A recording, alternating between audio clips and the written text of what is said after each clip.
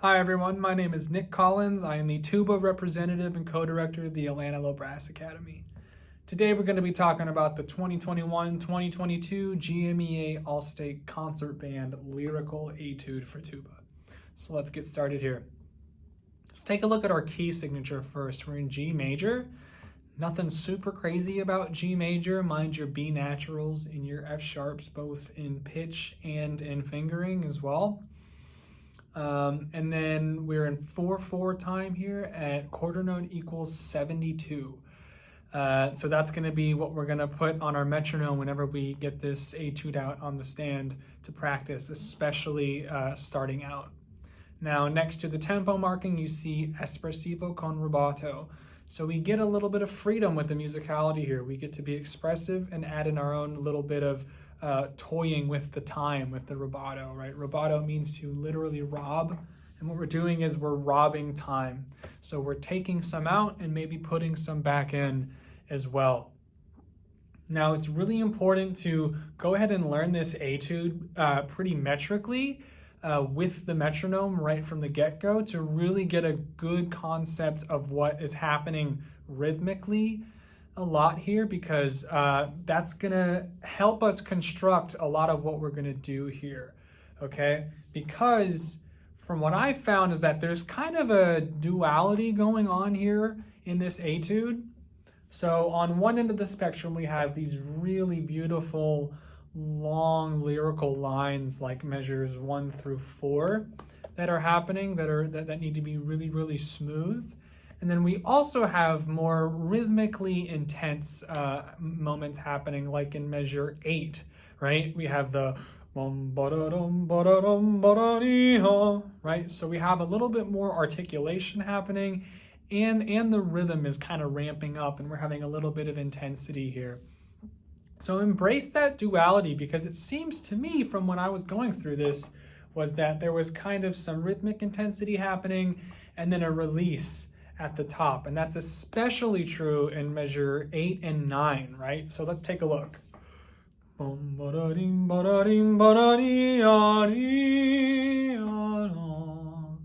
You see what I mean?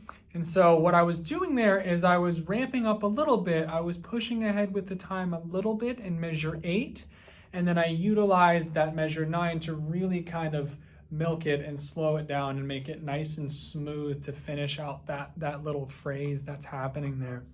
And I think going about a lot of these phrases that way will help you construct a more coherent and interesting story. A very similar thing is happening in measures 11 and 12, right? We have the same rhythmic figure.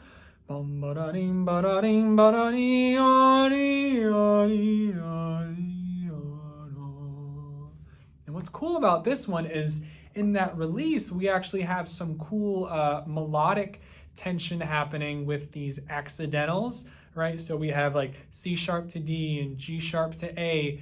So what we can do is kind of highlight those accidentals a little bit and stretch each one of them going all the way down to that fermata on that concert D before playing the last measure there. And I think that's a really cool opportunity with those, okay?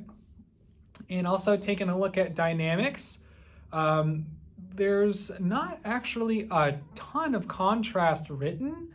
So most of the beginning of it is at a nice mezzo piano. I would say be careful with that.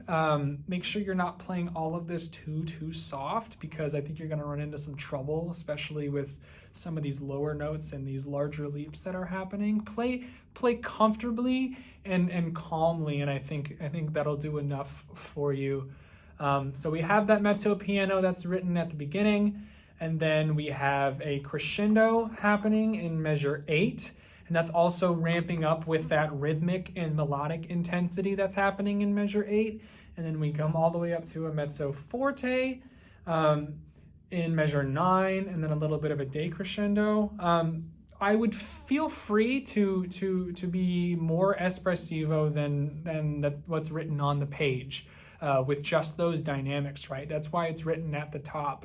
For me, I really wanted to make sure that that moment was highlighted, and then that concert D right on measure 9 was just an arrival moment that I could just relax off of. So I think I did maybe mezzo forte plus maybe a forte, just to be even more espressivo than the page, right?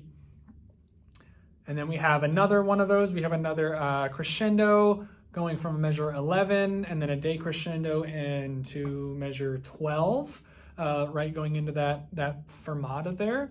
And I think you can also do a little bit more than what's on the page there. So that's a really special moment as well. So feel free to make that really a highlighted special moment and go a little bit more than just mezzo piano to mezzo forte. I think you can play around with it a little bit and of course record yourself and listen back and see what you like and what you don't there. Okay, so last thing that I want to talk about is the first measure, of course, and the last measure here. These are deceptively difficult little passages here. Very achievable, but they will take a little bit of work under the hood to get them going here.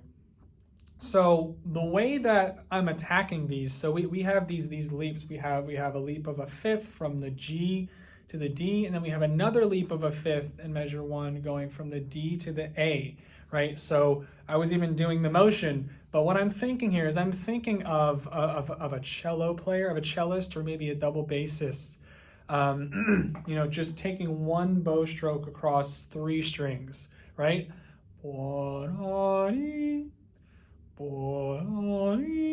Right? It's not right? It's one smooth motion, but each of those notes has great resonance and just as much care and gusto going into them as the last. So, make sure that you have each of these pitches centered really well so you can isolate each of them. And then I would certainly advise you to kind of sing even just the motion of it. You don't have to be, right on pitch perfect. If you can, that's awesome. I would encourage you to go in that direction. But what we're going for here is especially the motion with the air, right? So using the voice to kind of help us there is good. That's what we're going for. And then I'll take it to my air, and I'll do it with just the air. So we want to start with that low G with nice hot air, like we're fogging a mirror, right? Right, that's the temperature of air I'm going to think about on that G there. And then we're getting all the way up to that concert A, which is a little bit more like we're blowing the steam off of some hot soup, right? So what's happening here is we're making a super smooth transition with the temperature or the speed of our air to allow this note change to happen, so we're not really slotting each note, right? We want a nice ramp. We don't want staircases here because that's not gonna give us the smoothness that we need to achieve here.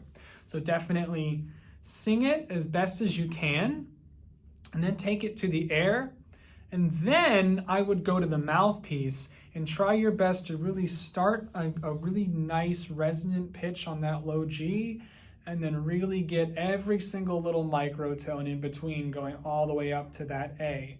And you can even isolate each note change by itself. So the G to the D, and then isolate the D to the A, and then connect to them. But make sure that we're always having everything be one smooth transition.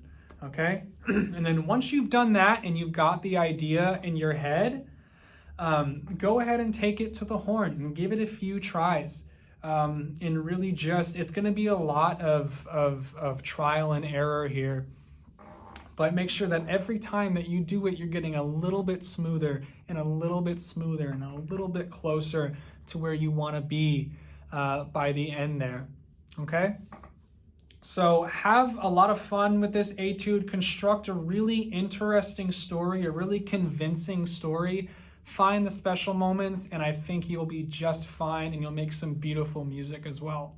So I hope this video was helpful, and best of luck on the audition.